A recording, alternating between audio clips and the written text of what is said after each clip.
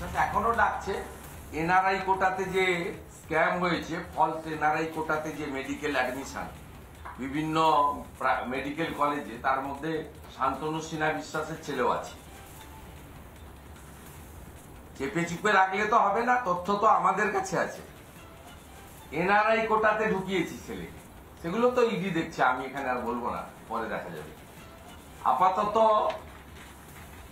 বাড়িতে বাজার করেন বলে 30-8 অবসরের আগেই 2 বছরের এক্সটেনশন। 2 বছর থাকতে পারবে না, বিজেপি আসছে 6 মাস পরে। এর জন্য 8টা নতুন পোস্ট ক্রিয়েট করা হয়েছে ডিসি করার জন্য, এবং গত 1.5 বছরে উনি এই চিটিংবাজটা 3 বার প্রমোশন পেয়েছেন। শুধু মুখ্যমন্ত্রী পুলিশ মন্ত্রীর বাড়িতে বাজার করেন সেই সুবাদে। এবং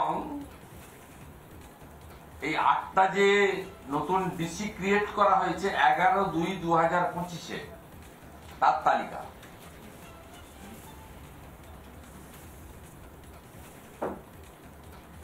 মুখে কোনো ভাষণ নেই, সব কাগজ কথা বলছে।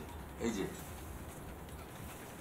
11/2/2025-এ 8টা ডিসি ক্রিয়েট করা হলো। 13/8/2025-এ ওনাকে 1.5 বছরে 3 বার প্রমোশন হলো, নতুন প্রমোশন হলো, করে ডিসি করা হলো 2 বছরের এক্সটেনশন দিয়ে।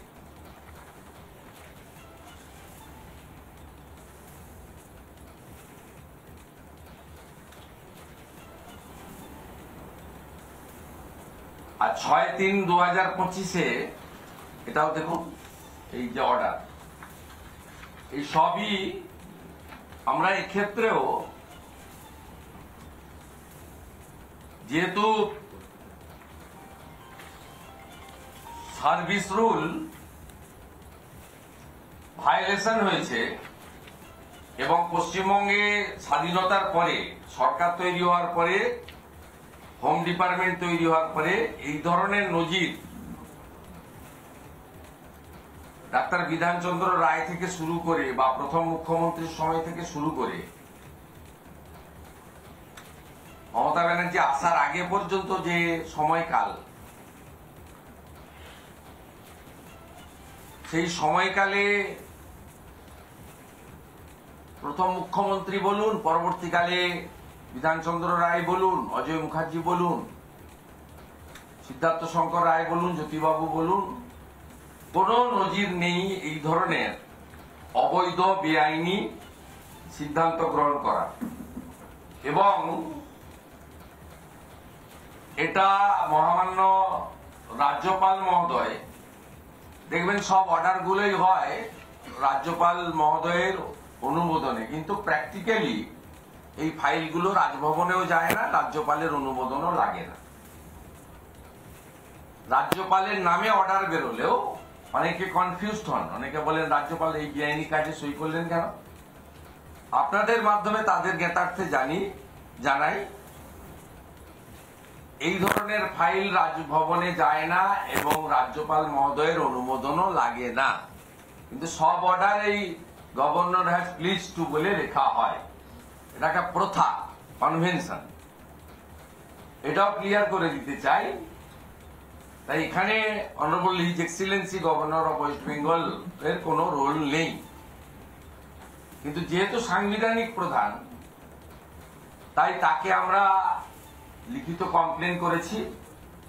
আগামী সপ্তাহে আমরা কোর্টে যাচ্ছি, মানে ওনার আগামী সপ্তাহে নয়, 30/8-এ অবসর, তার আগে যদি রাজ্য সরকার এই অবৈধ এক্সটেনশন এবং প্রমোশন প্রত্যাহার না করে, তাহলে 30/8-এর পরে আমরা কোর্টে যাব। কোর্টে গেলে এটাও 26,000-এর মতো, 32,000-এর মতো, এটাও আর একটা নজির হিসেবে তৈরি হবে। যেহেতু বেআইনি কাজ করেছে, আমরা আশা করি কোর্ট বেআইনি কাজে হস্তক্ষেপ করবে, কিন্তু আমরা কোর্টে যাব।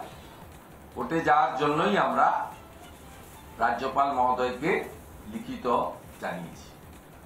আমার এই বিষয়টা ছিল মূলত কলকাতা পুলিশ আর এই সহধর্মীদের কেলেঙ্কারি। নানা ধরনের কন্টেন্ট দেখার জন্য লাইক করুন, শেয়ার করুন আমাদের ফেসবুক পেজ, সাবস্ক্রাইব করুন আমাদের ইউটিউব চ্যানেল। পাশাপাশি অন্যান্য ব্রেকিং নিউজের জন্য অবশ্যই চোখ রাখুন রিপাবলিক বাংলায়।